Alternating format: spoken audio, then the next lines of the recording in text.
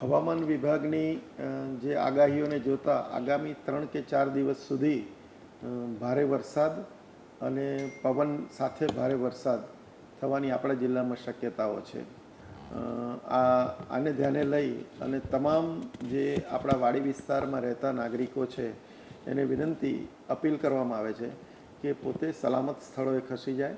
વાડી વિસ્તારમાં અચાનક વરસાદ આવે અને ચારે બાજુથી પાણી ભરાય તો એ પરિસ્થિતિમાં બચાવ અને રાહતની કરવાની કામગીરીમાં પણ આપણે તકલીફ પડીએ. તંત્ર બચાવ અને રાહતની કામગીરી માટે સજ્જ છે, પણ આપણે સાવચેતીપૂર્વક સલામત સ્થળોએ પહેલાં જ ખસી જઈએ તો પછી બીજા કોઈ પ્રશ્નો આપણે ઊભા ન થાય.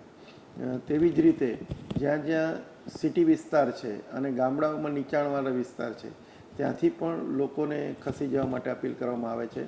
અમારું મામલતદારનું તંત્ર, રેવન્યુનું અને પંચાયતનું તંત્ર તથા જિલ્લાની તમામ વિભાગોના અધિકારીઓ, સ્ટાફની ટીમ આ કામગીરીમાં અત્યારે જોડાયેલી છે. Control room round the clock તાલુકાના અને જિલ્લાના ચાલુ છે. વરસાદ જ્યારે શરૂ થાય અને કોઈને પણ કંઈ તકલીફ મદદની જરૂર હોય તો આપણા ટ્વિટરના અને જુદા જુદા માધ્યમોથી આપણે કંટ્રોલ રૂમના અને મામલતદાર કચેરીના નંબરો જાહેર કરેલા છે. એનો તુરંત સંપર્ક કરે.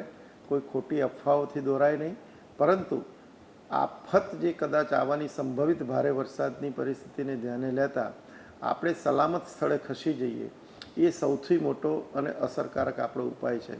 આપણે સાથે જે પશુધન છે એને પણ બાંધી ન મૂકતા આ હાલના સંજોગોમાં પશુધનને પણ છૂટું મૂકી દઈએ કે જેથી ભારે વરસાદ કે પાણી ભરાવાની સમસ્યા થાય તો તેમના જીવ પણ જોખમમાં ન આવે.